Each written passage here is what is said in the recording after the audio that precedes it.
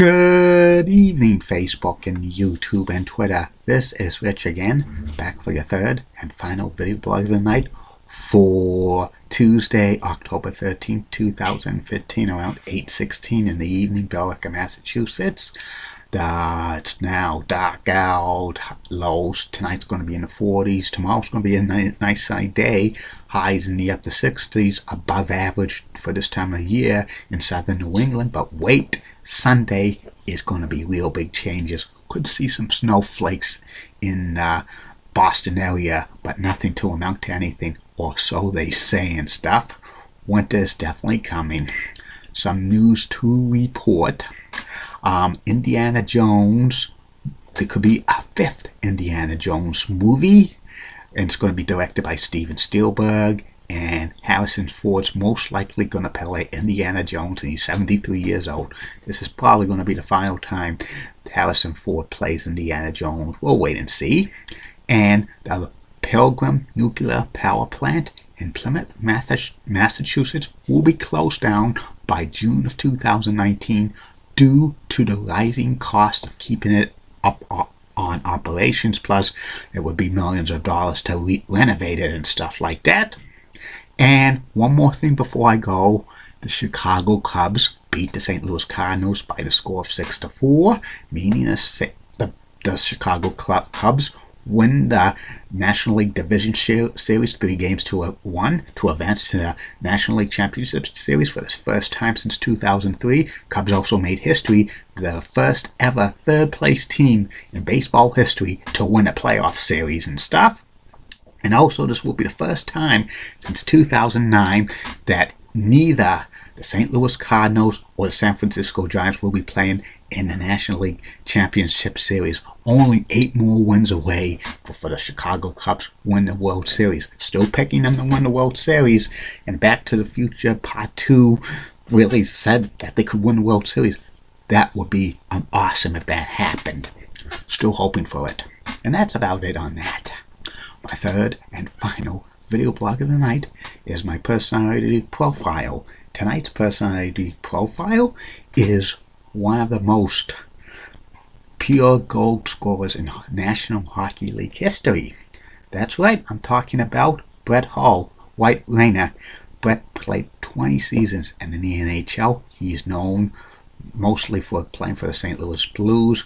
Brett's the third leading gold scorer in National Hockey League history, and his father is Hockey Hall of Famer Bobby Hull.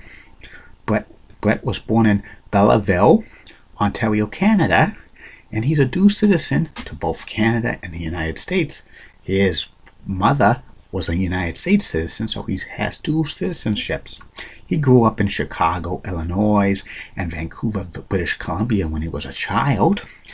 During his childhood, and he played hockey like all kids in Canada did. And, you know, he was kind of a little overweight when he was like growing up and stuff. And when he got to that teenage years to play junior hockey, many like top level junior hockey leagues did not even take a chance on Brett because of his size and the conditioning. Some of them said that he probably, if he even played, he would probably be like a third or fourth line player, and they just passed on him. That hurt his confidence. So he had to go to like second tier junior leagues, which he did for the playing for Pennington, and he scored 152 goals during his junior career. But he was eligible to be drafted in the NHL in both 1982 and 1983. Both times Brett was passed over because many NHL teams just didn't want to take a chance on him due to his like being a little bit pudgy and overweight. But he got a scholarship to the University of Minnesota Duluth, and he played 2 seasons there, scoring 84 goals. The Calgary Flames drafted Brett in the 6th round of the 1984 entry draft, 117th overall. When he was with the Flames, parts of 3 years, he bounced between the minor leagues and Flames. He actually made his NHL debut at game in the 1986 Stanley Cup Finals between them when the Flames faced off the Montreal Canadiens, but scored 50 goals in the AHL in 1986-87. He got called for good for the NHL in 1987-1988, but he was kind of an enigma for the Calgary Flames, so they traded him to the St. Louis Blues, and that's when Brett Hull, superstar, went up because he was one of the best goal scorers in National Hockey League history.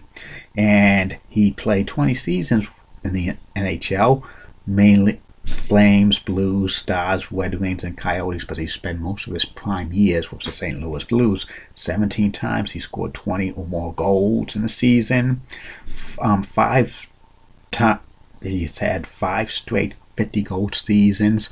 One year he scored 86 goals in 1990-91, and a lot of people were predicting when the NHL was expanding during that time period that Brett would have broken Wayne Gretzky's record for most goals in a single season with 92. Some NHL experts said he probably could have scored 100 or more goals. That would have been amazing. He said 9 times he scored 40 or more assists. 4 times he reached 100-point plateau in a season. 8 times he played in the All-Star game. 1 time he won the Lady Bean Award for most gentlemanly player in the National Hockey League. He was the 1990-91 National Hockey League most valuable player, the Hart Trophy. He's the only father and son combination to ever win an MVP trophy for any league. Bobby won the MVP many times, and 3 times he led the NHL in goal scoring and stuff like that. The St. Louis Blues were a good team when Brett played. Many of the goals he scored were assisted by Adam Oates and stuff.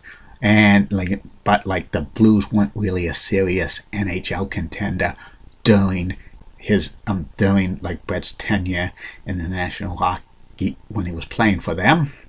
That hurt Brett a lot because he was an amazing goal scorer and stuff, and he got tired of the Blues being knocked out in the first or second round. And when his contract was up at the end of the 1997-98 season, he really wanted to play for a team that had a legitimate shot at the Stanley Cup.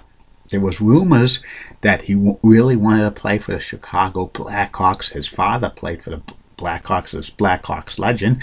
There was some reports that there was a rumor if he signed with the Chicago Blackhawks that they were going to unretire number 9 for Brett to play, but that never came to pass, so he signed with the Dallas Stars, and the first year he was with the Dallas Stars, he got the game-winning goal to win the Stanley Cup in triple overtime, Game 6 of the 1999 Stanley Cup Finals against the Buffalo Sabres. That was a very controversial goal. That goal should not have been allowed and stuff, but the referees blew that one.